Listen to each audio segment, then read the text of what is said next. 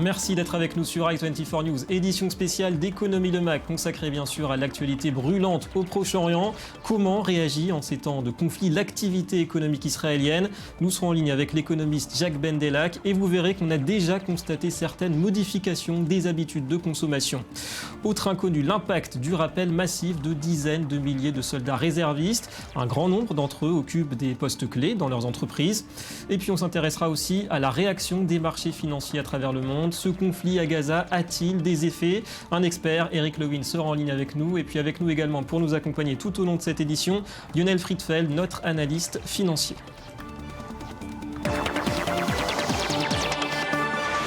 100 millions de dollars de pertes pour l'industrie israélienne pour les seuls 8 premiers jours de l'opération Bordure Protectrice. C'est le chiffre avancé par l'Association des industriels d'Israël, le résultat d'une enquête qui prend en compte notamment l'absentéisme forcé et rémunéré de nombreux employés, ainsi que les baisses de production, le tout dû bien sûr aux centaines de missiles tirés depuis Gaza. Et même si tout le pays est concerné, c'est bien le Sud qui est évidemment le plus touché. D'autres secteurs sont affectés comme le tourisme ou bien les commerces de proximité. Des négociations d'ailleurs ont lieu entre le ministère des Finances et les syndicats autour justement des modalités de compensation financière pour les salariés. Alors est-ce que tout cela constitue une menace sérieuse pour la croissance? En lien avec nous depuis Jérusalem, l'économiste et sociologue Jacques Bendelak, bonjour.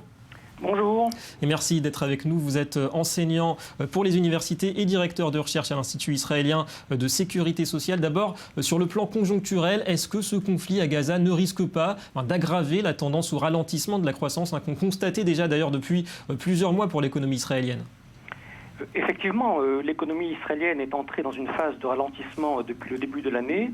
Et un conflit de ce type qui conduit à des coûts importants, à des pertes économiques importantes, tout cela c'est mauvais pour l'activité économique, puisque la consommation est paralysée, la production, les principaux facteurs de la croissance israélienne, les exportations, les investissements, tout cela risque d'être progressivement paralysé et donc conjoncturellement d'avoir une incidence sur la croissance de l'économie israélienne.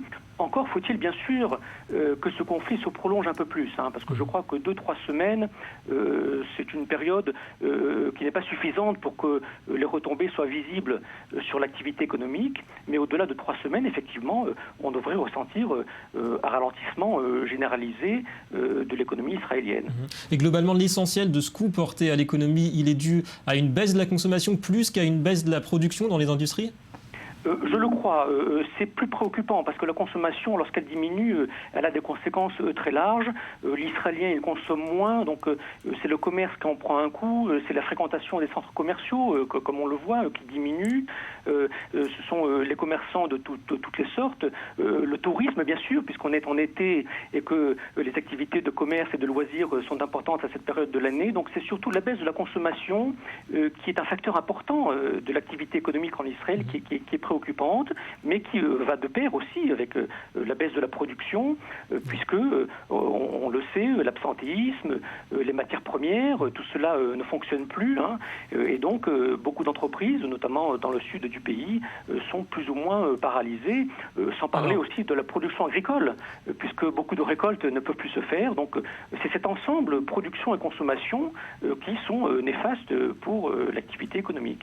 D'ailleurs, avec un rebond de la consommation en ligne, les Israéliens qui font leurs courses en ligne. Merci beaucoup Jacques Bendelak d'avoir été avec nous. Alors je me tourne vers vous, Lionel Friedfeld. Bonjour, notre analyste financier. Votre avis sur les conséquences de ce conflit en cours? Il n'y a pas de raison de s'inquiéter outre mesure pour l'économie israélienne? Il n'y a pas de raison, on va dire, à long terme, puisqu'on sait très bien l'impact des conflits sur notamment la santé de l'économie israélienne est vraiment limité. On peut prendre un exemple. Standard & Poor's, notamment l'indice des 500 plus grandes entreprises américaines, si on le compare à l'indice israélien, le TAS 100, sur les 10 dernières années, la bourse de Tel Aviv fait plus de 100%, alors que le Standard & Poor's a fait 10%. Mais effectivement, de façon ponctuelle, si on regarde concrètement le prix des tomates en Israël, elles ont augmenté de 50% depuis le début du conflit, ou le prix du melon a augmenté depuis 150%. Donc on va dire de façon ponctuelle, il y a un impact, mais de façon macroéconomique, globale, ça sera véritablement lissé sur le temps.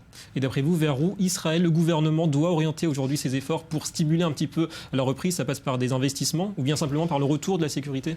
Oui, bon, premièrement, retour de la sécurité, mais deuxièmement, en fait, le gouvernement accompagne les entreprises internationales, les investisseurs internationaux à continuer à investir en Israël. Il le fait parfaitement, notamment avec des centres de recherche et développement de cybersécurité à Beersheva, avec des fonds d'investissement qui mettent de l'argent en Israël, avec la bourse de Tel Aviv qui est en train de se développer énormément. C'est grâce à des actions politiques que Israël pourra atteindre de nouveaux sommets. Alors Lionel, la semaine dernière, on avait parlé de la situation économique côté gazaoui. Les combats paralysent une partie de l'activité aujourd'hui.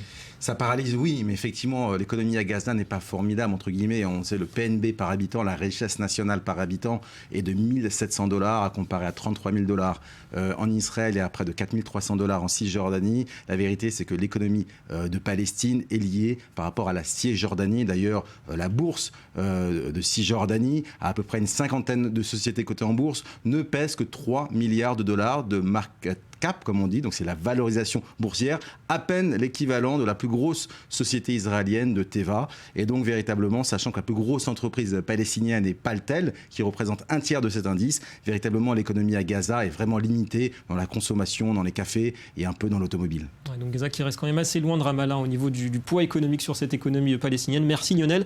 On va passer au deuxième thème de cette édition. On s'intéresse à ce qui est devenu presque une habitude pour les Israéliens, le rappel des soldats réservistes. Ils sont plus de 50 000 Israéliens à avoir reçu ces derniers jours un ordre d'affectation des pères, des salariés, des chefs d'entreprise aussi. Ils quittent leur famille, leur activité pour rejoindre Gaza et pour une durée non déterminée. Les Milouim, c'est comme ça qu'on appelle ces périodes de service. Elles ont un coût, comme on va le voir avec ce sujet de Keren Kirsch, avec Sacha Rebout et Éric Berdugo. Depuis que l'opération Bordure Protectrice a débuté il y a plus d'une semaine, ce sont 56 000 soldats de réserve qui ont été rappelés. Il a été demandé à chaque homme de laisser derrière lui son travail, son entreprise, sa famille. Chaque soldat réserviste coûte environ 130 € par jour à l'État, soit environ 7,3 millions d'euros pour la totalité des 56 000 réservistes. Si ce nombre grimpe jusqu'à 70 000, le coût global dépassera les 9 millions d'euros par jour. Mais ce chiffre ne reflète que le paiement des soldats de réserve. Il n'inclut ni les coûts cumulés des jours de travail perdus, ni la baisse de la productivité et bien d'autres paramètres encore. Ces réservistes sont souvent des travailleurs indépendants, des chefs d'entreprise, des cadres, tandis qu'eux se trouveront sur le champ de bataille, la vie pour les autres poursuivra son cours. Mais tandis qu'ils servent l'État, ce dernier ne leur offre pas de réelle protection face aux dettes, aux chèques impayés ou même aux amendes et aux procès-verbaux dus au stationnement. Malgré tout, lors de précédentes opérations similaires, le gouvernement avait voté des mesures de réglementation d'urgence. La Knesset devrait en faire de même lors d'une séance exceptionnelle la semaine prochaine. Dans un pays comptant autant sur ses réservistes, une loi existe pourtant pour les protéger et les aider. C'est la loi des extensions. Elle permet aux soldats de réserve actifs de retarder jusqu'à 1 mois après la fin de leur service leurs divers engagements financiers. Problème, cette loi nécessite que le gouvernement décrète l'état d'alerte général, une mesure exceptionnelle extrêmement coûteuse. La dernière fois qu'un tel état a été décrété remonte à la guerre de Yom Kippour en 1973 et dans une moindre mesure à l'issue de la Seconde Guerre du Liban dans la foulée d'une pression médiatique inédite. En attendant, dans de nombreux cas, les soldats et leurs familles sont laissés à eux-mêmes. Les entreprises rapportent déjà un taux d'absentéisme de leurs employés de 27,8% dans le sud et le centre du pays. L'opération en cours à Gaza présente aujourd'hui des similitudes avec les 22 jours de l'opération Plomb durci en 2009. Ces coûts directs avaient alors atteint 730 millions d'euros. Pour Bordure Protectrice, qui inclut déjà une forte utilisation du coûteux système dôme de fer, l'addition devrait être bien plus élevée lorsque viendra le temps des bilans. Un bilan que chaque réserviste et chaque famille de soldats ressent déjà. Il y a un très fort aspect émotionnel dans tout le pays. Lionel, on parle vraiment des forces vives de la nation, et ça se ressent vraiment sur le pays aujourd'hui. Alors, effectivement, on estime en tout cas le coût global du conflit, s'il se prolonge un petit peu à quelque part entre à peu près 2 milliards d'euros. Mais effectivement, les Milouim, ces périodes de réserve, où ces jeunes entre 25 et 45 ans vont devoir retourner à l'armée, à un coût pour les entreprises. Je pense qu'il faut distinguer deux choses. Soit sont des travailleurs, notamment dans des grandes corporates, des grandes entreprises, Amdoc, Checkpoint, les grandes technologiques. Et alors là, en fait, les gens sont organisés, puisque chaque personne a a l'habitude une fois par an de partir un mois, donc c'est des périodes assez longues. C'est-à-dire que les collègues travaillent entre eux, se repartagent de travail, il n'y a pas véritablement de perte de productivité s'ils ont l'habitude de travailler en groupe. Le problème se pose surtout dans les PME, TPE, effectivement les travailleurs indépendants, puisque si quelqu'un est appelé au travail et personne ne peut le remplacer, il y a une véritable problématique. Ouais, donc l'économie israélienne qui est quand même mieux armée sans doute que par le passé pour supporter le prix de ces mobilisations. Merci beaucoup Lionel. Alors on va parler maintenant de la réaction ou pas d'ailleurs des marchés financiers face à ce nouvel épisode d'instabilité ici au Proche-Orient. Et nous retrouvons en ligne depuis Paris Eric Lewin. Bonjour.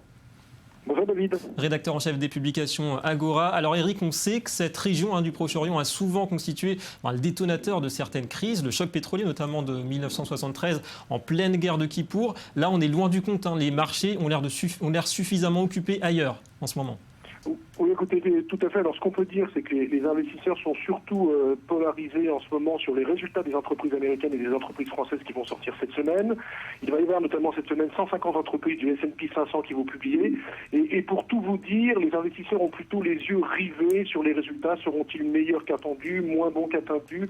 Et ils se soucient peu pour l'instant du conflit au Proche-Orient. Ce qui les intéresse également, c'est le conflit entre la Russie et l'Ukraine avec l'abattement du vol jeudi soir. D'ailleurs, j'étais sur une autre chaîne de télévision jeudi soir au moment où il y a eu, si vous voulez, cet avion abattu en plein vol. Et bien l'indice CAC 40 a tout de suite perdu 1%.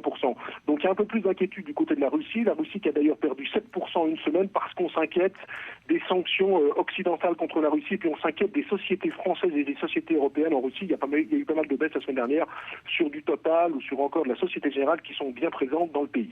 Et est-ce que finalement, Eric, les marchés ont déjà intégré l'idée, et même plus vite que les politiques, que les vrais facteurs d'instabilité au Moyen-Orient sont à chercher ailleurs que dans le conflit israélo-palestinien? Il y a l'Irak, la Syrie, l'Iran, l'Égypte. Ça, ce sont des zones bien plus surveillées par les investisseurs, on est d'accord? Mais écoutez, oui, tout à fait, parce qu'en fait, on parle de conflit général. Alors, je me suis plongé dans le temps pour vous, David, et j'ai regardé, par exemple, le 2 août 1990, c'était bien sûr l'invasion du Koweït par l'Irak. On avait eu une flambée du baril qui avait gagné 15% en une séance, et en 4 séances, la bourse de Paris avait perdu 8%, et sur l'année, elle avait perdu 24%, parce qu'on avait vraiment l'impression que le conflit était international. Là, on est vraiment dans un conflit régional. Finalement, ce qui peut simplement se passer, c'est pour vous en Israël, il peut y avoir bien sûr une industrie qui va un petit peu moins bien. Alors, j'ai lu quelques études. Ils disent par exemple que plus de 80 millions d'euros de pertes pour l'industrie israélienne depuis le début du conflit. Et si le conflit continuait, ça pourrait coûter 1% du PIB israélien. Alors pour Israël, c'est très important. Sur le marché financier, on ne peut pas dire que ce qui se passe à Gaza a une influence prépondérante parce que franchement, il n'y a pas beaucoup de ressources naturelles à Gaza. Je ne suis pas sûr qu'il y ait énormément de pétrole. Bref, ce n'est pas du tout une zone à risque. On a vraiment l'impression que le conflit ne va pas s'enliser quand on voit notamment l'attitude de l'Égypte, de la Jordanie. Bref, pour l'instant, pas de danger, pas de mal sur les marchés. Merci Eric pour toutes ces explications. Lionel, un mot sur la bourse de Tel Aviv, un net recul au tout début de l'opération bordure protectrice. Il y a une quinzaine de jours, moins 2% en seulement en 48 heures. Ensuite, on s'est bien repris. Et puis, juste après le début de l'intervention au terrestre, jeudi soir, à nouveau moins 1% entre jeudi soir et dimanche. Globalement, on reste sous tension. Ouais, sous tension avec un petit repli. La bourse de Tel Aviv était ouverte hier dimanche, c'est normal. Il y a eu une perte effectivement de 1%, alors que Wall Street avait clôturé en hausse vendredi. Mais les investisseurs, en fait, ont simplement impacté le fait que ça n'allait pas être un conflit qui allait être, on va dire, assez rapide, simplement des bombardements, mais qu'il allait avoir une invasion, en fait, au sol. Et c'est pour ça qu'il y a ce repli. Maintenant, ceci étant dit, d'un point de vue macroéconomique et d'un point de vue global, on s'en souvient, Israël a l'habitude des conflits. C'est un conflit local, qu'on vient de le mentionner, non pas international, sur à peu près une échelle de 30 ans. Si on compare le S&P 500, les plus grandes entreprises américaines, et le TAS 100, les plus grandes entreprises israéliennes, malgré les conflits, le TAS 100 a une performance de près de 3000%, 2500% exactement, alors que le S&P renvoyait simplement 400% de croissance, ce qui veut dire que d'un point de vue macroéconomique, il n'y a pas d'impact à long terme sur l'économie israélienne. Et si le conflit se prolonge un petit peu, est-ce que ça peut changer un petit peu cette donne ? Il va forcément, le conflit, on le voit bien, est en train un petit peu de se rallonger, mais ça va être un conflit qui va durer 6 mois. Les entreprises israéliennes, en fait, ont déjà impacté ça. Et la véritable force, c'est que ce sont des sociétés qui travaillent surtout à l'export. Hein. Les grands pans de l'économie israélienne sont soit les diamants, soit la high-tech, qui ont en fait des clients à l'export. Donc ça impacte peu le fait qu'il y ait une guerre aux portes de Tel Aviv, impacte très peu la réalité économique des entreprises israéliennes. Alors Lionel, au niveau international, ce conflit à Gaza, mais il pose une fois de plus la question de la menace d'un boycott d'Israël. Là, on voit les sentiments anti-israéliens qui s'expriment avec violence. On a vu à Paris ces jours-ci. La désinformation aussi a son rôle sur les opinions. Et puis le Chili aussi a suspendu, il faut le dire, ses relations économiques avec Israël pour, soi-disant, protester contre les bombardements à Gaza. On va d'ailleurs écouter la réaction du président vénézuélien Nicolás Maduro.